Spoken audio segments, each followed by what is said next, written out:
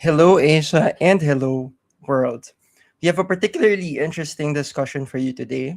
If you've been following some of our recent updates, ANFREL, for the first time, deployed an independent international expert election observation mission to the Tibetan settlements in India to assess the conduct and integrity of the 2026 elections for the 18th Tibetan Parliament-in-Exile.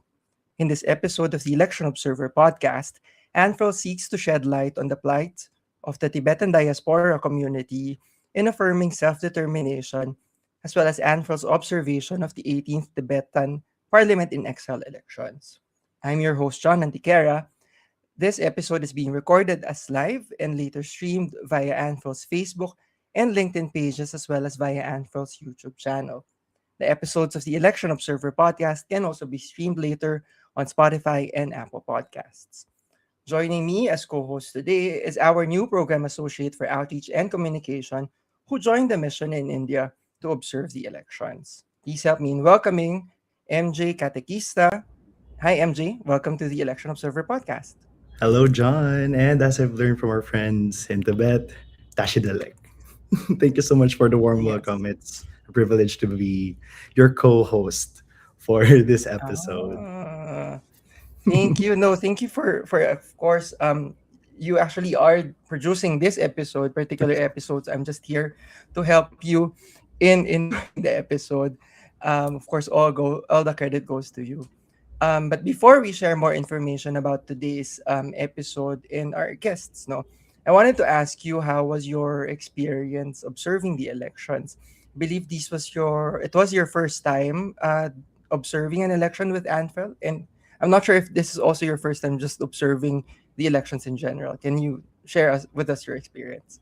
Yeah, sure. But yeah, well, yes, it is my first time to observe an election the ANFREL way. So in my previous work as a journalist for a local newsroom in the Philippines, I've been able to observe elections, of course, in a newsroom style. Mm-hmm. And in terms of my experience, well, by the way, before anything else, I'm actually connecting with you live today from Dhaka, Bangladesh, where the ANFRO team is currently launching our final report for the 2026 parliamentary elections and referendum. So it's an exciting time. I get to see how dynamic election monitoring is across Asia right now. So for me to join the mission in India and to also see a stateless democracy in action outside of their homeland, I should say it's quite an experience.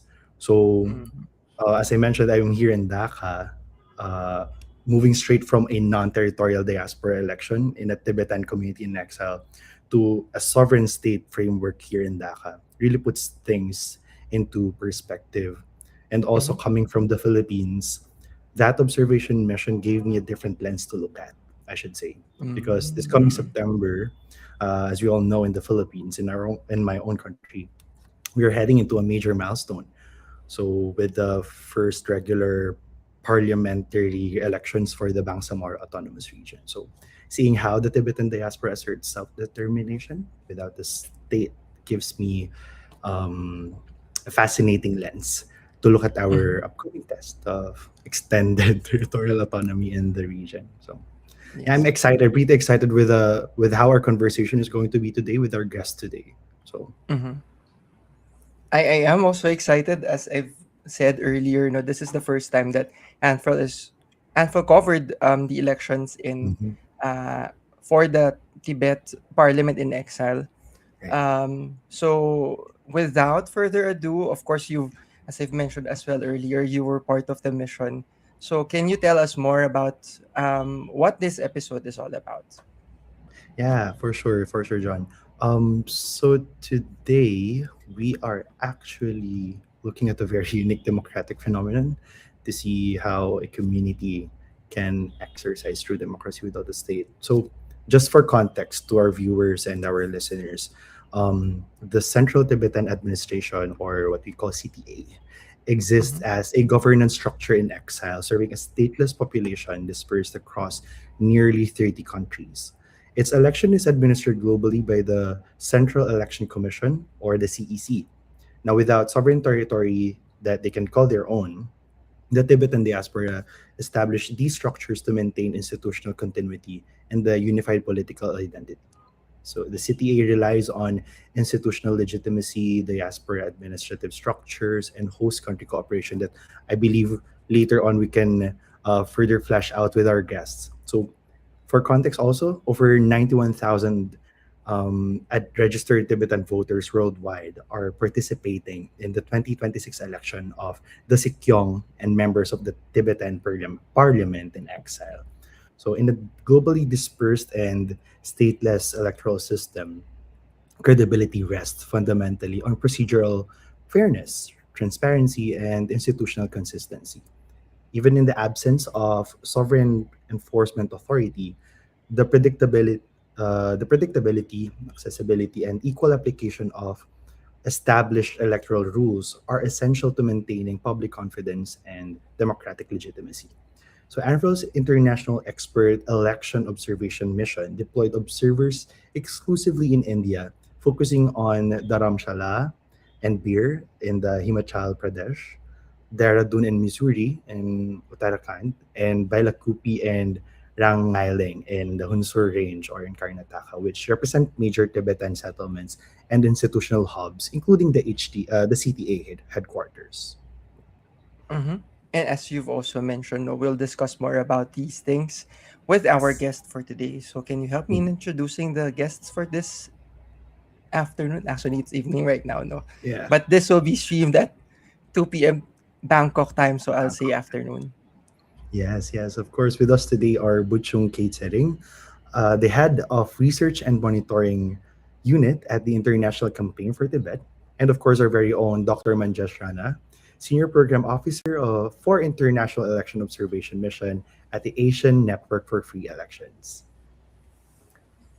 Hello, Butchungla and Rana. Welcome to the Election Observer podcast. Hello and thank you. Thank you, Yes, Tashidale. Tashi Dalek. Ashitele. it's nice to have the two of you here. We've provided some context about the discussion this evening, this afternoon. We will lose track of what actual time is this because of the confusion with the recording and the actual streaming. But I'll just say this evening, no. Um, we can go ahead with the questions. But firstly, we wanted to ask Pochonla, before we discuss the recently concluded elections, I hope you can help us in understanding more about the story of the Tibetan diaspora community. The Tibetan diaspora has established governance structures to assert self-determination despite its statelessness. How do these geographically dispersed communities maintain a cohesive social and political connection to pursue a unified national goal? Thank you very much. And like all communities throughout the world, I think Tibetan diaspora has experienced a two-stage process in terms of our development. The first stage, I would say, is the natural evolution of migration of people across borders. Tibet shares a long border with India, Nepal, Bhutan, and through centuries, to the east, even China. So through centuries, there have been people migrating. So, for example, in the Indian Himalayas, across the Himalayan region in Nepal, Bhutan, there are Tibetans who have been resettled over the centuries. So that is one aspect of Tibetan diaspora, which, in a broader scheme of things, consider ourselves as one big community. But at the same time, in the post 1959 period, because of the political upheaval in Tibet caused by the Chinese invasion and occupation, there have been another group of Tibetans who have migrated into India, Nepal, Bhutan, at that time Sikkim too, uh, primarily as political refugees. Now, here we're talking about this particular group of Tibetan diaspora who are spread now in over around 30 plus countries throughout the world, primarily in the Indian subcontinent. And it's their system that is part of ANFREL's observation mission. Mm-hmm. Of course, as I've mentioned earlier as well, the Tibetan diaspora community recently held elections for the 18th Tibetan Parliament-in-Exile. What are the challenges in organizing such elections across 30 different countries, and what is the trust building process among that community? Yeah, first of all, I should mention that the Tibetan democratic system is both a governance system and a political statement.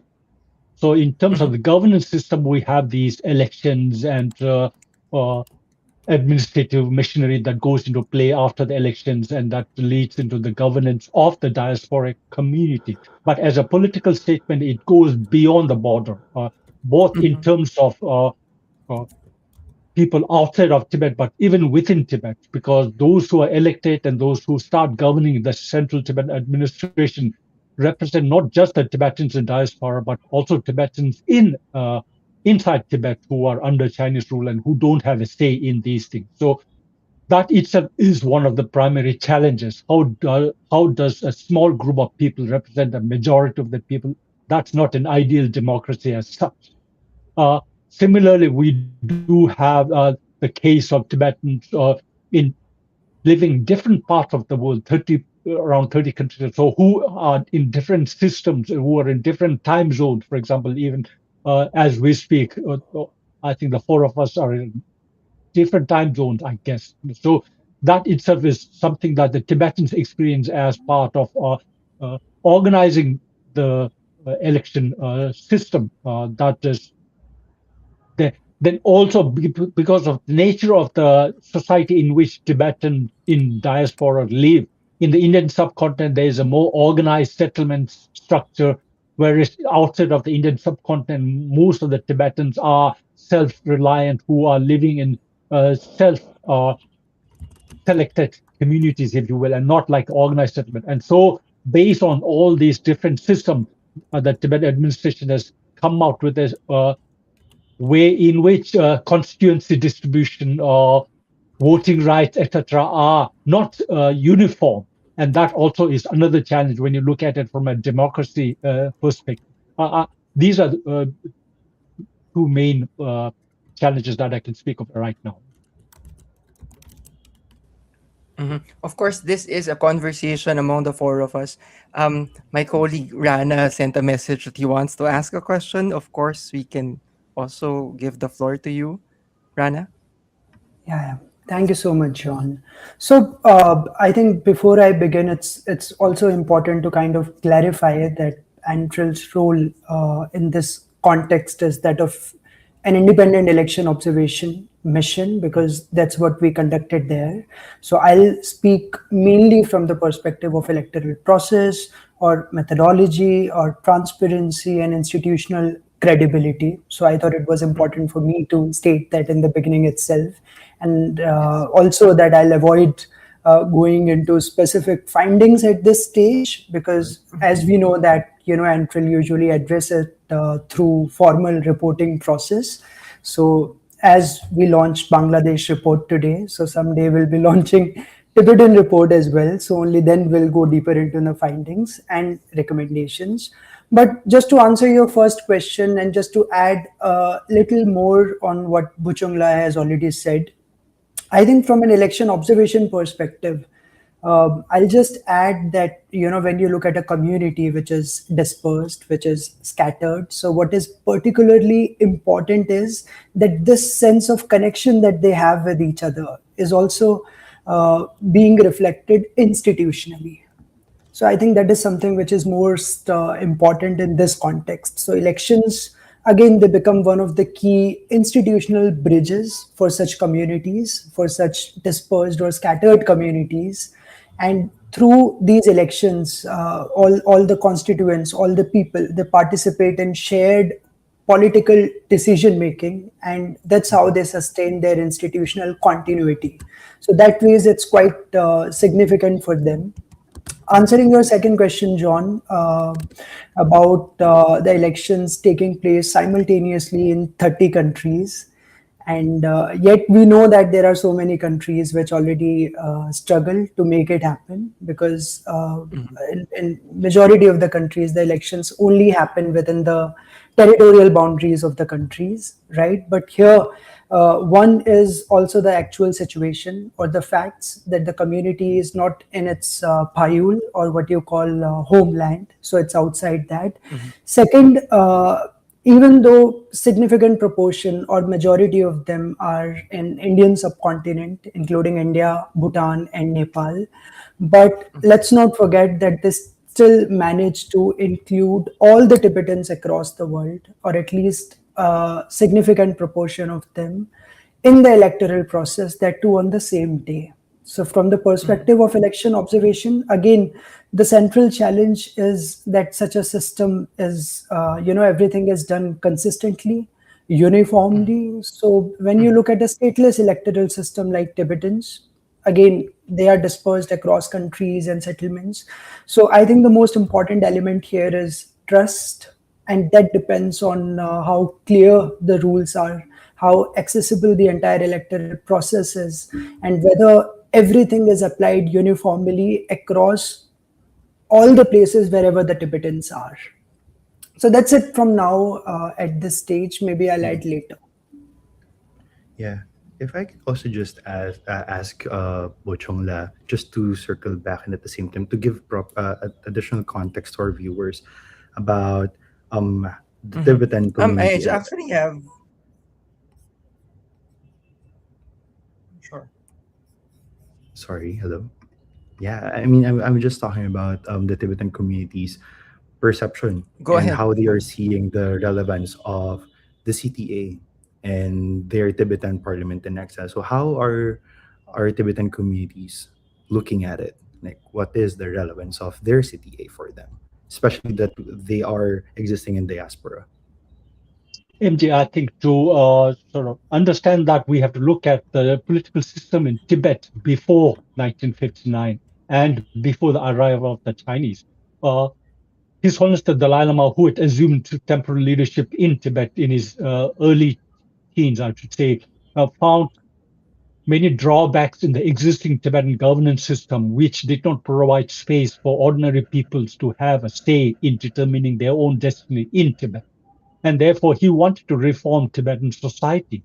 At that time, Tibet had a system where the aristocrats were primarily the rulers of the country. And so, once after arriving in exile, because His Holiness the Dalai Lama wasn't able to implement his reforms fully in Tibet, because of the Chinese arrival and their interference. So once in exile, when he had a free hand, His Holiness the Dalai Lama, right from 1959, started a reform process that continues to this day. And this democratic system is part of that reform process. So overall, Tibetans, first of all, look at democracy as something of a gift by the Dalai Lama to the Tibetan people. Unlike other communities, the people did not have to fight for democracy. Democracy was more like a gift. Unfortunately, that also meant that people sometimes take that for granted and do not understand enough the value of democracy. So that the part of democratic values to educate ourselves. Secondly, I think Tibetan people in the past, given the fact that we did not, ordinary people did not really have a say in the governance system, there was so a period of adjustment where people who, and even that system continues to a certain extent even now, who now have a say, were unwilling or were not in a cultural situation to be really exercising those rights. Just to give you an example, the Dalai Lama, out of his one of his reform initiative was to institutionalize democratic structure, which meant has to be a rule of law, there has to be a written constitution as so far. So in 1963, around 63, he started a draft constitution for future Tibet. And one of clauses in that was that even the institution of the Dalai Lama, the position of the Dalai Lama, or the person of the Dalai Lama can be, sort of, to use a cruder term, impeached if the people so desire. That is something that is an accepted thing in a democratic structure today, where you can bring ask a leader who has been elected to resign if he or she has not been able to fulfill the constitutional requirements. So the Dalai Lama felt it important that even his position should be kept into people's purview. But the people were not willing to accept that because that is beyond their thinking. That's beyond the Tibetan cultural concept that the Dalai Lama can be brought down by the people. So something like that has kept on changing, and even there was much dependency on the individual person of the Dalai Lama. Obviously, the Dalai Lama being a benevolent individual, there was no way people could lose trust in him, and so they could believe in him. But I think His Holiness was thinking of a long-term structure where he is not there, when so that people, for example, today we're now in an elected leadership process where the highest political leader, the Sitong, as you all know, is directly elected by the people. Now, even now, Sitong can be asked to resign if he or she, for that matter, if she, a woman, becomes a Sejong too, uh, doesn't follow what is now the rule of the Tibetan diaspora, the charter in exile. So these are some of the adjustment situations that the Tibetans in exile have to look at. And democracy itself is a new concept for the people. Although, in terms of implementation, and there are Buddhists, Tibetan Buddhists, who understand that some of the facets of democracy are prevalent in the Tibetan Buddhist governance system, where, for example, the election of the abbot or the election of the highest position in a lineage is oftentimes, in the case of the Giluk lineage, directly goes through that process of selection and election, ultimately leading to the highest position. So there are democratic elements, but the concept of democracy itself is not something that was there before 1959. Mhm. Forgive me, no, for a moment I lost my internet connection. So, um, if I don't make sense in this next question, apologies. No, but I actually wanted to ask earlier as well, because as you have mentioned, these elections happened in at least 30 different territories, and that of course the exercise of these elections in itself is a political statement, as you've mentioned. I was wondering, of course you're dealing with 30 different territories, and how is it possible then for you to be able to conduct these elections, given that of course these different territories have their own rules when it comes to um, exercises such as an election particularly. And um, I was wondering how you were able to manage that, and if that has posted a challenge in the conduct of the elections. I think two things. First, in terms of the composition of the parliament, the different areas in which Tibetans live have been taken into consideration in determining the seat that are provided to different representatives. So, therefore, in the Indian subcontinent, there's a different system. Then in Europe and Americas, there's a different system. And then in the Australasia region, there's a different system. So, in Australasia, just it's a simple thing. It's a one person, one vote system where there's one seat that everybody votes for. Whereas in the Americas and the Europe, uh, there are two seats, irrespective of from which part of Tibet you come, uh, and you each of us have to vote for two people who represent us in the Tibetan Parliament.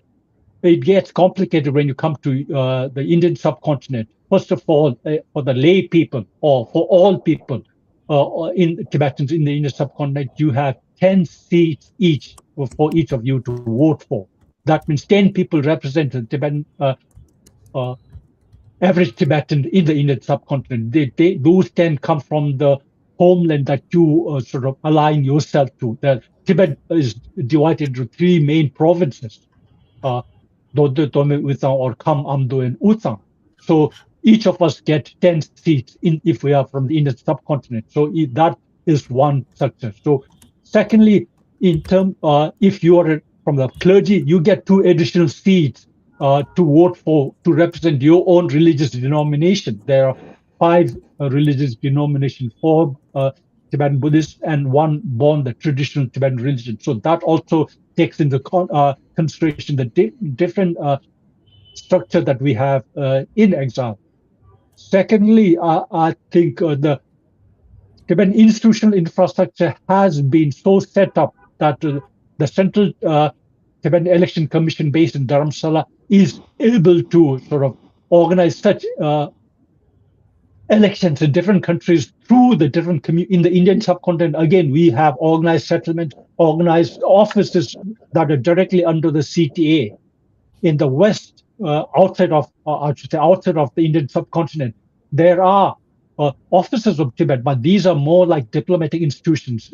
But under them, there are Tibetan community organizations which are turned into Tibetan elections or local Tibetan elections sub-commissions or commissions, whatever it can be called. And these then come into support the organization of the election process. So logistically, these things come into play. And I think as our Hope ANFREL expert mission have observed, they have done a pretty good job within the limitations that is imposed by this situation.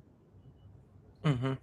As you've mentioned, giving us a picture of how the Tibetan Parliament in Exile attempts and also tries to provide representation from different religious denominations and regional communities.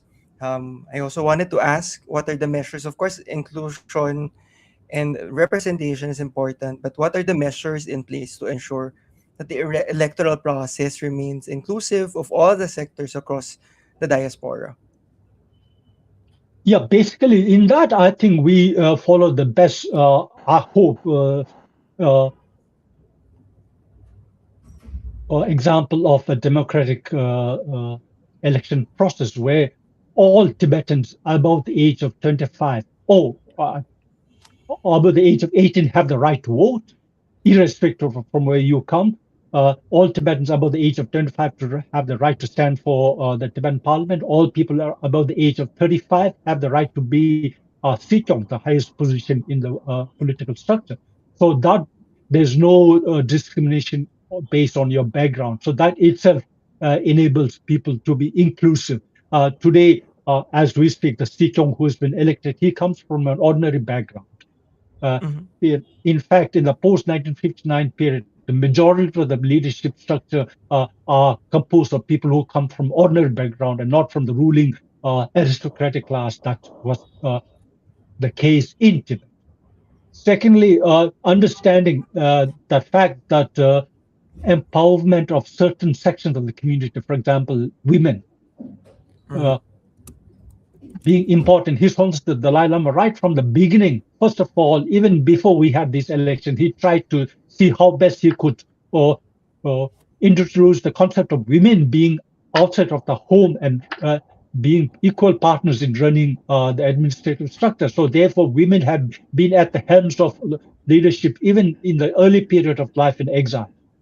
In the parliament, in the initial period, His Holiness the Dalai Lama encouraged people to accept the contract by asking people to set aside certain seats for women. Even today, even for the Indian subcontinent particularly, there are 2 seats in each of the 10 seats that I mentioned, which have to be filled by women. If there are more than two, it's better. But if not, at least two have to be women. So through this structure, we have found that there's empowerment. Women has also been uh, able to go through easily in this way. Mm-hmm. I'll hand over now the floor to my colleague MJ, who has also questions for Rana and particularly about Anfrel's observation of the elections. Yeah. But if I can just also react to what Buchongla just mentioned, because I was really actually surprised when I was also part of the observation that they have this specific number, like a quota for women. Like talk about inclusivity, right? Because when they vote for 10 candidates, like for the 10 seats, they are required to actually cast a vote for 2 women in their votes. So uh, in terms of inclusivity, I'm pretty much amazed when I heard about that. But yeah, as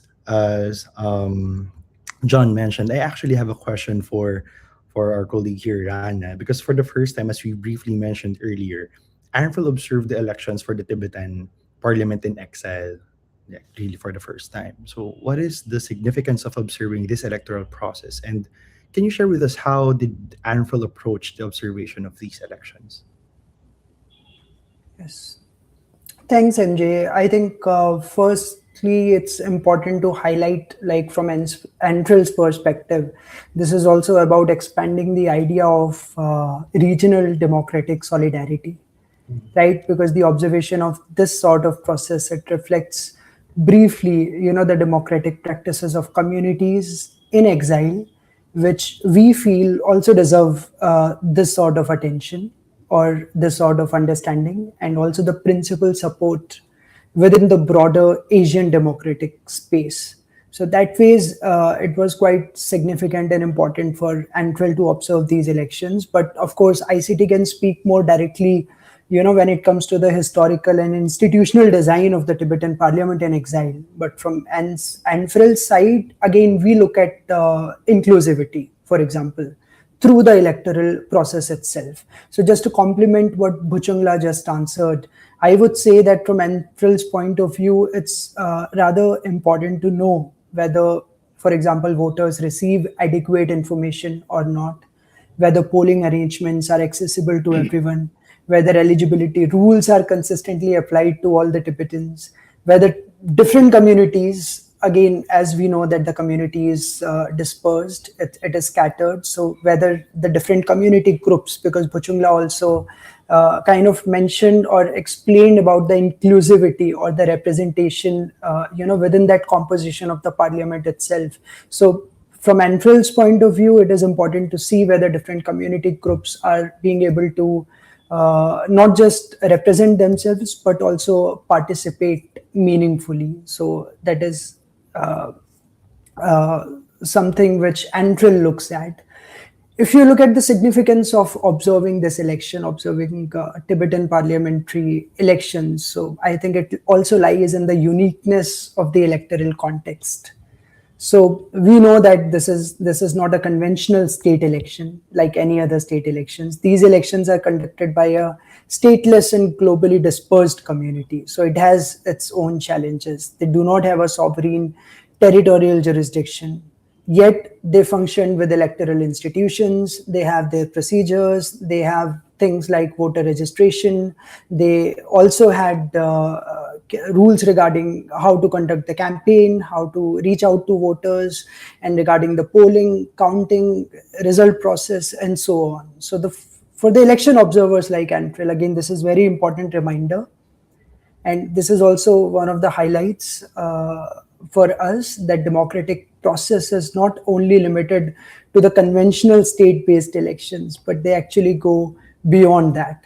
So we looked at the elections professionally, independently, in a non-partisan way, and our focus was to wear again the lens of observers and to look at how electoral processes are being conducted, how independent they are, and we were there to support it with evidence-based observation methodology.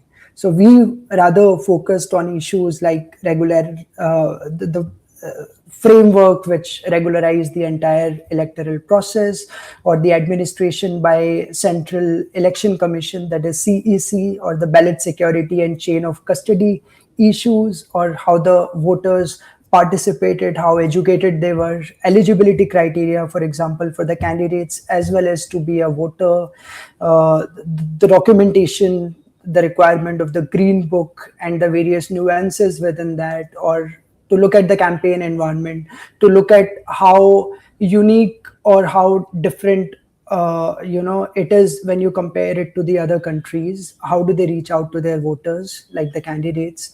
To look at the administrative consistency, because as we know that this is again a scattered community, so sometimes you might feel that what is being followed in one area or one region might not be fully consistent or uniform compared to the other areas. So we also look at that aspect. We look at the consistency factor as well.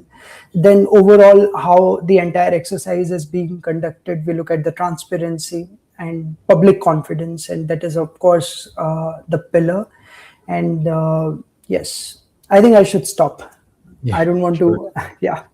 But you just MJ, for this, I mean, yeah, Bhuchung. if I just add to what Rana mentioned, I think there are two big takeaways from ANFREL's international expert mission in the Tibetan community. First, for the Tibetan community, I think for them to see that an established organization like ANFREL is coming to their uh, uh, area, to their environment to observe the election system, gives them or makes them realize that their election has value beyond the Tibetan community, and that they need to be able to understand that importance of Tibetan elections. And this is important not because uh, of symbolic value, but because I think for us Tibetans to get the best out of the election system, we need to understand its value first. And as I Yes. said earlier, because it came down from above, some people may have this tendency of taking it for granted and just willy-nilly participating in it. So to giving ourselves seriousness in the election process is something that came from the ANFREL mission, I think. And to ANFREL itself, as you have rightly said over here, it's a unique experience where the Tibetan system of democracy doesn't exist anywhere uh, because of its very nature. And that itself is I hope whenever somebody does a study of democratic institutions and democratic electoral system, the Tibetan experience will form a part of that public debate in shaping how future democratic systems can be brought into play, which may not be ideal, but at the same time tries to be representative of all the different people living in diverse circumstances. Yeah. Yeah. So, just to add to that, MJ, the Mhm. challenges were certainly different when you look at the other free countries. But I think the broader lesson for us, that is for ANFREL, is also that democracy is again sustained not only by territory or formal state power, but by trust in institutions and procedures. I think Yeah. that was the biggest lesson for ANFREL from this mission, because when you look at the stateless context, so that trust becomes even more central. So this experience of observing this election and of, for CTA or for election commission or for people of Tibet to conduct this election, again, it kind of broadens how we all understand democratic practices and democracy building in Asia. Yeah, I cannot stress how unique really this system the Tibetan community has. But we're throwing terms here and out, but just for the sake of our audience, probably maybe you can share with them what the Green Book is, because you mentioned it earlier, Rana. What does that Green Book entails, and what is that for? I think I can answer that question, but I would rather That's for want Rana and Buchungla, Bochungla by to the take the way. Yeah, question. Yeah. that is right. That is Yeah, right. That's also for you, thank you. Buchungla. That is one of the part of the challenges of being in an exile situation, because uh, being refugees, being or mainly being refugees initially, and now being scattered throughout the different parts of the world. Uh, how does one identify oneself as being a Tibetan subject in the context of this election process? Because only those subjects can vote in that election. So Dharamsala has devised a means by which there was an existing system of Green Book, which came out as a people movement, not necessarily to be the identity card for Tibetan citizenship, but more as people's desire to be participating in the running of the exile administration. So in the 70s, some people came together and started making voluntary contribution to Dharamsala's running. And that regular voluntary contribution was recorded in a book, which eventually became known as the Green Book informally because of the nature of the cover. But that Green Book now became formalized later on, and even a parliament has passed, Tibetan parliament has passed rules by which the Green Book is now the identity for being considered Tibetan citizens. And that continues to be the case in the political context, but uh, fundamentally it is a recording of the voluntary contribution of the people, which continues to this day. Yeah, just to add, MJ, while Green Book is more of an internal document which is issued by Central Tibet administration to all the Tibetans, And it is not restricted only to Tibetans in India or Indian subcontinent, but all the Tibetans across the world, they carry this internal document. So this is more of Tibetan identity related document. But other than that, since we are talking about documents, I think it's also important to mention, Bhuchungla, about the RC, which is the registration certificate. And I was having this conversation with one of the stakeholders during one of our interviews, and they mentioned that it is more of a visa which needs to be extended periodically, and this allows them to continue their stay in India.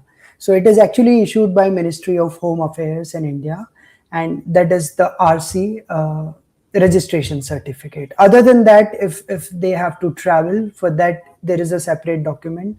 If Bhuchungla wants to highlight that as well, maybe he can share that in detail. But we all know of that document as a yellow book. But over to you, Bhuchungla. I think you'll do better justice. Yeah, no, basically these are different aspects by which primarily the government of India has enabled Tibetan refugees to reside legally in India.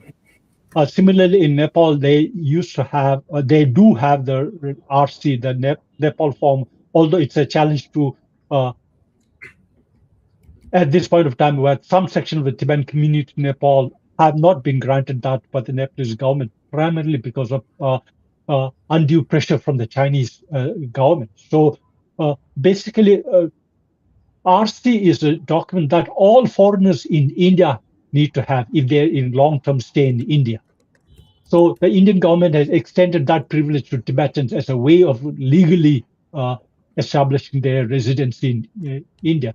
And then because Tibetans are refugees in India and they don't have a passport as such, if those Tibetans wishing to travel outside of India, the government of India has provided this travel document, which is called identity certificate. It's a yellow in color, and so it's popularly known as the yellow book. Yeah, but again, from the election point of view, MJ, it's important to again share this with our viewers that it is the Green Book, which is a mandatory document. So they need to have the Green Book. It works as multiple documents. In elections, it works as their voter ID card, basically. And their Green Book is also stamped. The vote. It is like when you have when you cast your vote, so it is also stamped apart from your thumb, which is inked.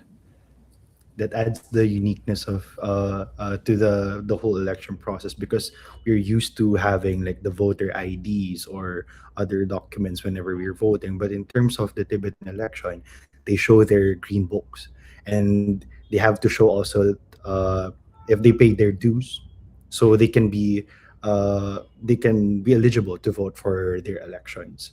So MJ, one flexibility in Tibetan election that you would have noticed also, but people outside of the those who know the Tibetan community may not, is that if you have that green book and if you live, you may travel wherever within your constituency. For example, I'm living in the United States. If I travel to Canada, I'll have the same right when to vote if elections occur during the time I'm in Canada, and without having to sort of do anything more. Those who live in the Indian subcontinent, they may travel from north to south or wherever they are. Because it's borderless in that certain sense. If you have your green book, you can vote for your candidate, even if you're in South India, whether you come from South India or not. So that is a flexibility that adds value to the election system.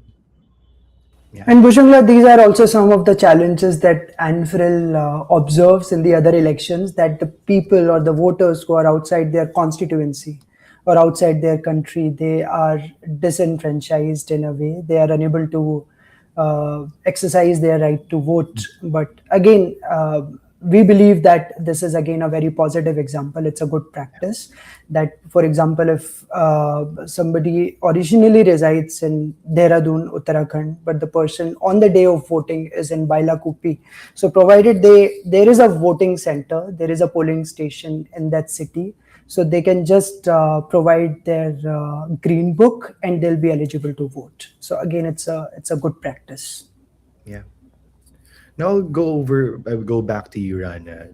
Going back to how ANFREL is going about this. So, how does this observation of a stateless democracy align with ANFREL's mission to strengthen transparency and institutional legitimacy within the broader Asian democratic movement? Yeah, thank you, MJ. It's quite a complex thing to explain, but I'll try to use the simplest possible words. I think ANFREL's mission has always been to promote democratic elections, transparency, accountability, and electoral integrity across Asia. And this is exactly what we did. So the observation of the Tibetan elections, it again clearly aligns closely with the mission because it focuses on the same core principles that guide all credible electoral processes across Asia, because ANFREL has observed more than 80 elections so far. And these principles are that of fairness or transparency, inclusiveness, impartial administration, and public confidence. So we just relied on the same, and of course, you cannot really treat these elections to be exactly the same because these are definitely different elections, and there are certain things which make the Tibetan case distinct. And what is that? So that is, of course, the stateless context of these elections. So the CTA and the Election Commission, they operate without sovereign enforcement authority. So this means that the electoral credibility, again, it depends even more strongly on institutional legitimacy because you do not have any territorial jurisdiction. You do not have a right to your own land. So now they are relying more and more on the institutional legitimacy, also on the administrative coordination, how the different departments, they coordinate with each other, not just in India, but across the world, and how the community comply to it because they cannot be forced to comply to it. So how do the entire community they comply to this process? And at the end, again, something which is most important, that is the trust. So if the entire process enjoys the trust of the people, it will survive the test. So ANFREL's observation, as far as the Tibetan elections are concerned, looked at the process through the same dimensions, whether procedures are clear, whether they are consistently applied, whether voters have access to information, not just about their own voting rights, but also about the electoral process, also about the candidates, whether the voters have access to all the documents that are needed to be eligible, whether polling and the counting itself is being done in a transparent manner, and whether the overall process, whether it supports the public confidence or not. So I'll just conclude this, that it basically aligns with how ANFREL does it work, how ANFREL's broader democratic work is within Asia, because election observation is not only about identifying problems, because sometimes we do identify problems as well in the electoral process, but this is not the only reason why we do election observation, because it is also about supporting institutions. It is also about encouraging transparency. It is also about contributing constructive recommendations, productive feedback based on evidence, because again, there is a certain system through which we collect our data. So in such sensitive contexts, this is even more important, that all the recommendations, all the analysis that is coming from ANFREL is evidence-based.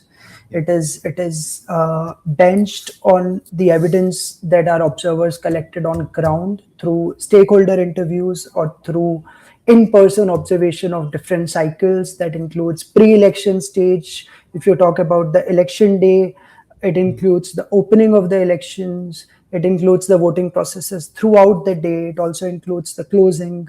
And then after a day, we moved to observe the counting process as well. And we are still observing the post-election environment, even if it is not in person, but from distance. So again, all of this, it should strengthen the confidence in the process without like making, there is no urge to make any premature conclusions or politicizing this entire exercise. So it's just important that we are careful, we are principled, and whatever we do it in a non-partisan and independent way. So that's how NFREL does MJ, it. if I may add to this, I think Sure, Bhuching. it was a learning experience for the Tibetan community in a different way, because the way ANFREL undertook the mission, the way the preparation went through, not just before the election, but during the election, on the day of election, and the reporting mechanism that you have to, or sort of you put into place, and the way you looked at different aspects of it, certainly something that we as Tibetans, at least I, in my experience, haven't had such similar uh, thing with other groups. We have had election observations before, but these were more to convey a political message of Tibetan democracy. But this time, we could see that you were really into the nitty gritty of the election process. I think it's, as the election commissioner himself informed you all, I think this will enable the Tibetan democratic system to develop as such. I also want to follow up on what Rana said about absence of enforcement mechanism. That has also been one of the drawbacks of the election system to me, and it's part of the public debate as we speak. Because for the charter and the rules and regulations talk about different procedures people have to follow, but if people don't follow them, then what? So the only thing that is left to the election commission is disenfranchisement. Now that's a very big thing in a different, in an ideal democratic system which enjoys a free uh, status and which has different enforcement mechanism to see that people follow that. Within the Tibetan context, since we don't have that, election commissions in the past and even this election commission have imposed uh, disenfranchisement, disenfranchisement punishment to individuals and more so to a community this time. And that is part of the now, in fact, people have uh, filed a petition with the Justice Commission because of this uh,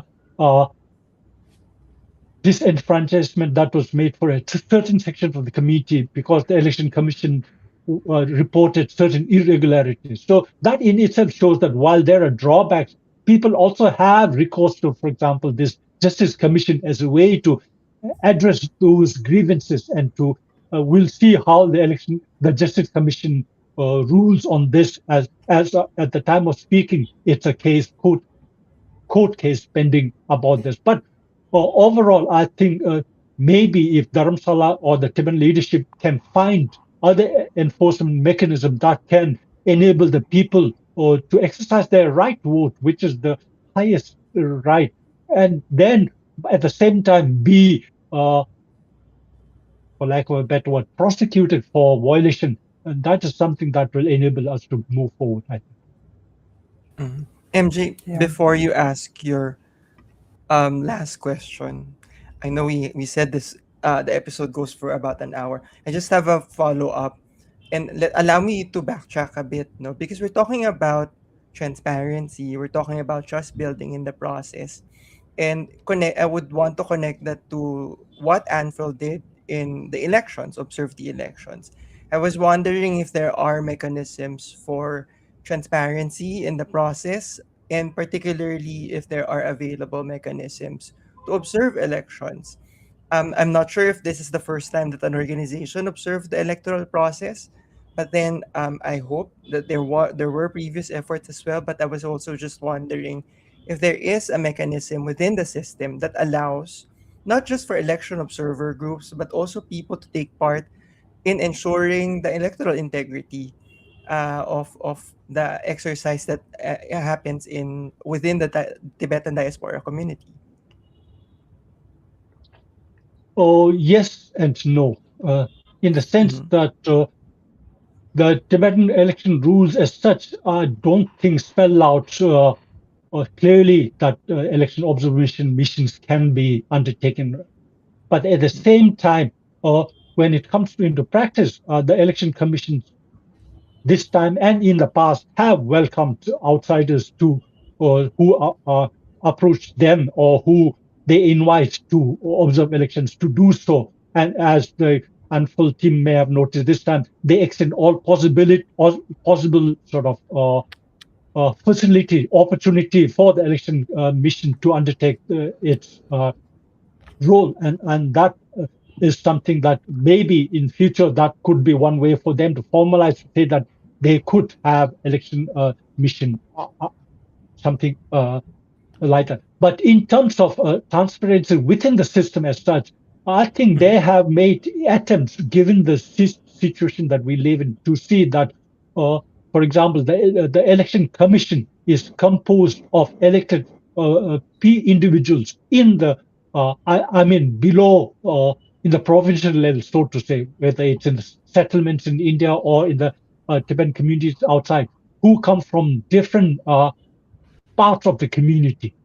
In Indian subcontinent, they would form the three provinces and the religious community. All their representatives are in the election, local election commission, who then oversee the process right from the beginning till the counting of the election. They do it themselves. So that is there, at least in terms of fairness of the system within. Then the election rules also allow for the commission plus observers or impartial observers, so to say, who try to see how, if there are any difference in the working system. But again, the systematic structure also, maybe, I don't know, we're going too deeper into it, but could enable some of these rules not to be followed to the exact dot. For example, Tibetan election follows a two-stage system because Tibetans are not used to election campaigning in the past. So nobody was, and we are a society that believes in humbleness, humility being a very positive character. So nobody says, "I'm good, vote for me," or at least until recent past. Now we do have people saying that, but in the past they didn't have. So therefore, in order to get candidates for the election, they had a primary election where people could vote for any and everybody to be the candidate. And then from there, you had a short list of people who were then asked to see whether they'll remain or not. And that becomes the candidate. So in that sort of thing, again, there is a sort of opportunity for people to be as equal place in this whole system. Do we have time to add something, John? Go ahead, Rana. Okay, thank you. So I'll just answer this question about methodology, which MJ raised a while ago, because I think the other aspects are already covered by Bhuchung, and I'll avoid sharing anything which is related to our findings, because we are still in the process of analysis, and it will take some time to gather all the findings and release them as a report. So I'll avoid sharing anything. But regarding the methodology, again, you mentioned about transparency. So I think it's important for a group like us to also be more vocal and more transparent about their own methodology as well. So ANFREL's International Election Observation Mission, again, it adopted, like all the other election observations, a systematic and evidence-based observation methodology to assess the electoral process across all the phases. That includes the campaign period, election day procedures, counting procedures, post-election developments, with particular attention to administrative coordination, ballot security, voter participation, and transparency of results. So results, again, they are still under the process, and the final, in fact, the results are out, but the final oath and all, I think this is when we have that, Bhuchung, if I'm not wrong, this is the week, right? The election results? No, the oath and... the Sitong oath is taking place on May 27th. May and 27th. The parliament, we hear that will be at the end of May 30 or so. Yeah. So again, coming back to that, our mission combined field observation, structured stakeholder engagement, and standardized reporting tools to ensure that there is a comprehensive and consistent data collection approach which is adapted by us. If you look at the stakeholders, again, we conducted in-depth consultations with stakeholders like election officials, election authorities, or Tibetan community leaders, civil society representatives, and different sectors of voters, young, old, middle aged, men, women, LGBT communities, all different sectors, and people from academia, people from law,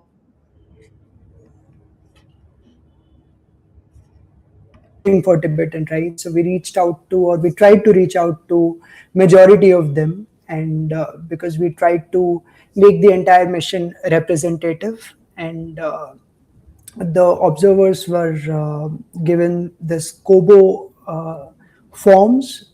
These are the forms which they have to fill up in the real time. So the first submission came after the pre-election phase, that is after the campaign period ends. Then they had to submit another form on the election day that includes the live submission of the forms during the opening of the polling station, then voting process which was observed by them throughout the day, and then then a separate form for the closing process as well. Then there was another form to observe the counting processes, then another one to observe the post-electoral environment. And throughout this process, wherever they were interviewing somebody, they also submitted separate interview forms. So we have this sort of data with us, and this is the evidence from which we will be speaking with, and that will be the base of the entire exercise, and hopefully will do justice. And as I mentioned earlier, the intention is not to criticize,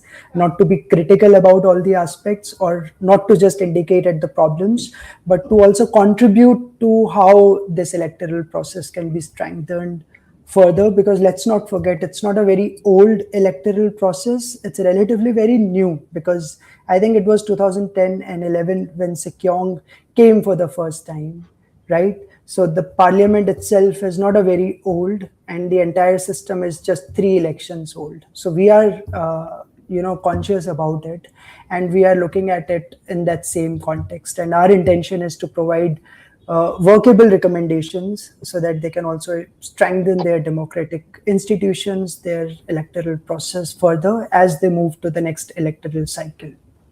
So we will be releasing a final comprehensive report probably sometime the next month, and again we'll be using these platforms to release the reports as well. Yeah, actually, thanks for giving us that like overview of what we did and what we are actually, what the process looks like. So for our audience who's probably wondering where they can read it, you have to wait. We're still everything is still being finalized. But I know we've reached our 1 hour mark. But I just have one closing question for both of you, Buchungla and Rana. So I guess this is more focused on what kinds of lessons can this experience offer towards a broader democracy building efforts in Asia. So maybe we can start first with you, Buchungla.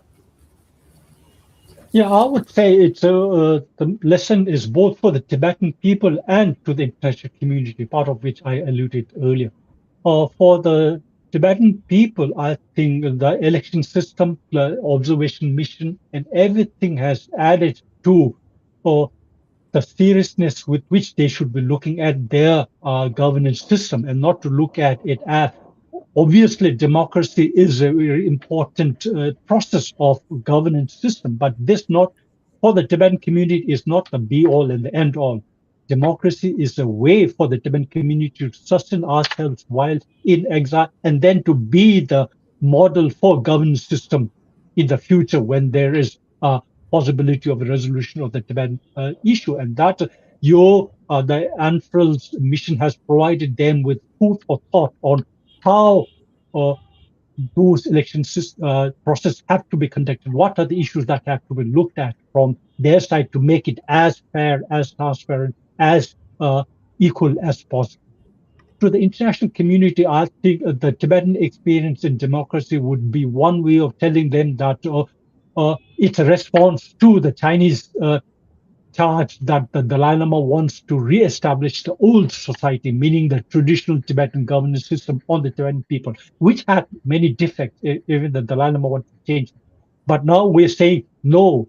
The Tibetan people want a more democratic system governance, not just for the future, but even now we experimenting with that in the current governance structure in exile. And this is something that Tibetans have shaped according to the need of the community.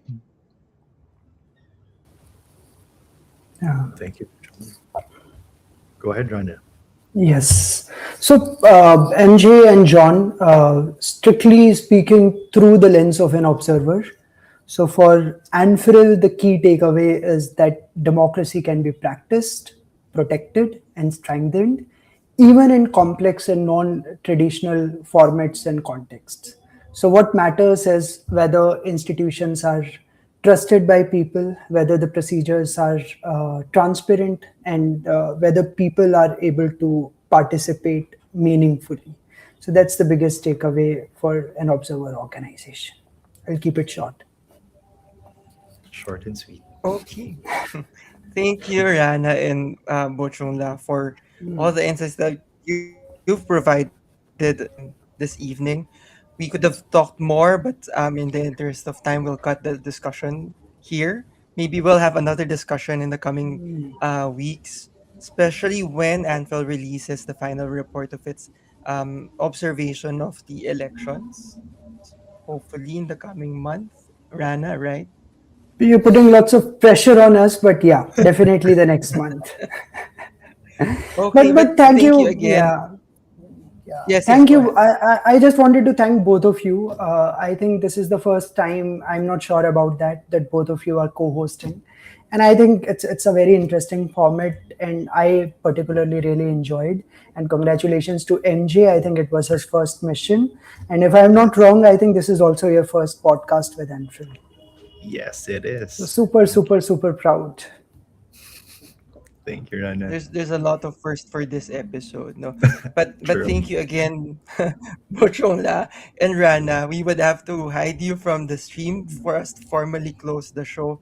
Thank you again for Thank you very joining much. us. Thank you. Wow. Hide. Yes. And that has been the Election Observer podcast episode on the plight of the Tibetan diaspora community and affirming self-determination. And of course, Angel's observation of the 18th Tibetan Parliament-in-Exile elections. Yes, get the latest news and updates about ANFREL programs and activities through our Facebook, X, LinkedIn, and TikTok pages. You can also subscribe to our YouTube and WhatsApp channels. So please follow the Election Observer podcast on Spotify and Apple Podcasts. And of course, thank you for joining us today for co-hosting this episode, MJ. How was the experience? I wanted to know. It was great. And I really enjoyed the conversation. And despite the technological, technological, the Wi-Fi, the network, and all, it was still a Yes. great discussion. And Yes. yeah, I hope yes. it was Yes, yes, nice yes. Go ahead. co-hosting with you. Thank you for this Of honor. course. Of course. It's always nice to co-host with me. Yes, I can say now. It's a But privilege. thank you.